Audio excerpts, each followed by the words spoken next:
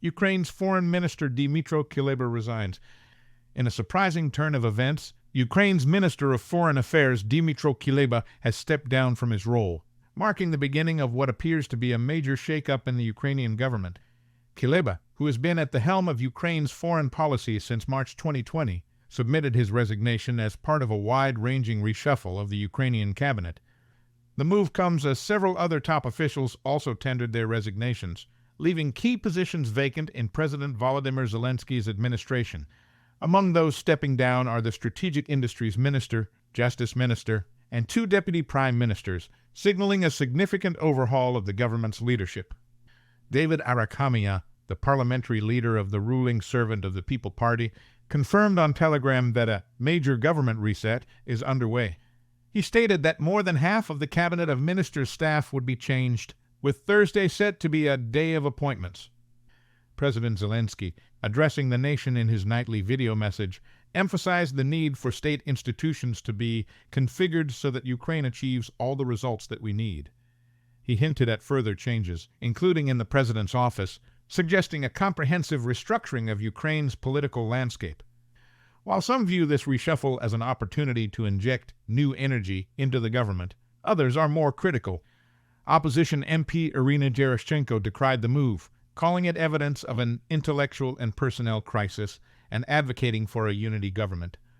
As Ukraine faces ongoing challenges in its conflict with Russia, this governmental overhaul raises questions about the country's strategic direction and its ability to maintain a unified front in the face of external pressures. Putin's army pounds Lviv, attacks NATO instructors in Poltava.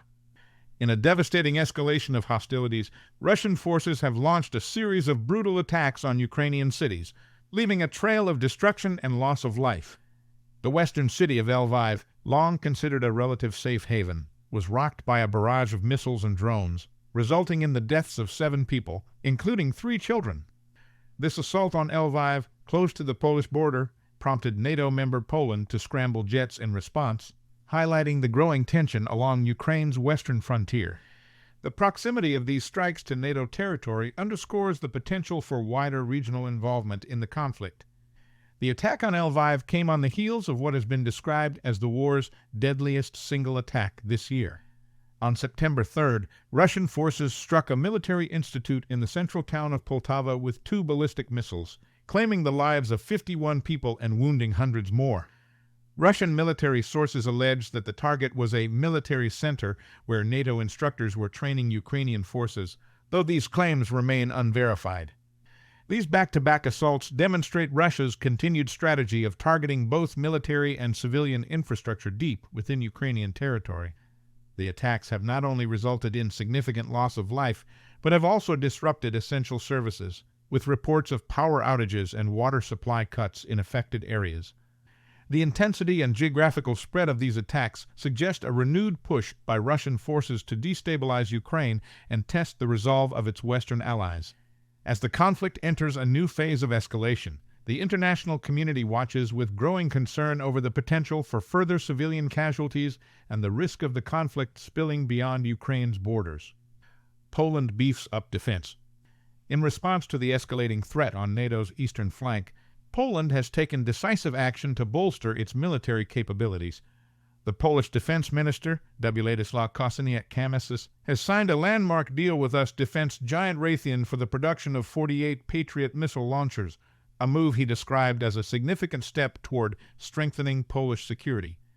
This agreement, which will see the formation of 6 Patriot missile batteries, involves a collaboration between Polish arms company Huta Stalowa and Raytheon. The contract stipulates that the Polish company will manufacture the weaponry, with deliveries scheduled to begin in 2027. Kosiniak-Kamysz hailed the deal as proof of the government's commitment to national security, stating, "We are investing in the Polish defense industry, in the armed forces of the Republic for the security of us and our allies." This sentiment was echoed by US Ambassador to Warsaw Mark Brzezinski, who emphasized the intrinsic trust between Poland and America exemplified by this cooperation. The acquisition of these advanced air defense systems is seen as a critical enhancement of NATO's defensive capabilities along its 700-kilometer eastern border, of which Poland shares a 230-kilometer stretch with Russia. Brzezinski described the Patriot system as a powerful deterrent that will not only protect Polish skies, but also improve military interoperability within the NATO alliance. This move comes amidst repeated calls from Polish politicians, including Foreign Minister Radosław Sikorski, for reinforced defenses in light of fears that Russia's aggression in Ukraine could potentially spill over into neighboring countries. The beefing up of Poland's military arsenal serves as a clear message of deterrence and a demonstration of NATO's commitment to securing its eastern flank in these uncertain times. Russia liberates village near Pokrovsk.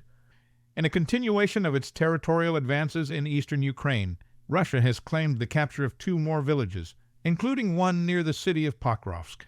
The Russian Defense Ministry announced the liberation of Novopokrovsk in the Donetsk region and Stepova Novoslivka in the Kharkiv region, marking another step in Moscow's steady westward push since the fall of Avdiivka in February.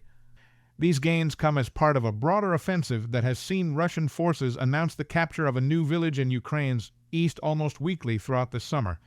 The advance near Pokrovsk is particularly significant as it represents a further encroachment on Ukrainian-held territory in the strategically important Donetsk region. Russian military sources claim that these operations are part of their ongoing special military operation in eastern Ukraine, a term Moscow continues to use to describe the conflict.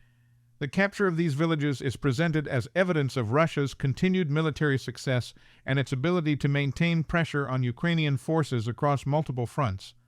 However, these advances come at a cost, with reports of intense fighting and significant casualties on both sides. The ongoing conflict has led to widespread destruction of infrastructure and displacement of civilian populations in the affected areas. As Russia consolidates its hold on newly captured territories, questions arise about the long-term implications for the region's stability and the prospects for any future peace negotiations. The international community continues to watch closely as the conflict in eastern Ukraine shows no signs of abating, with each territorial gain potentially shifting the balance of power in this protracted and devastating war. Subscribe for more.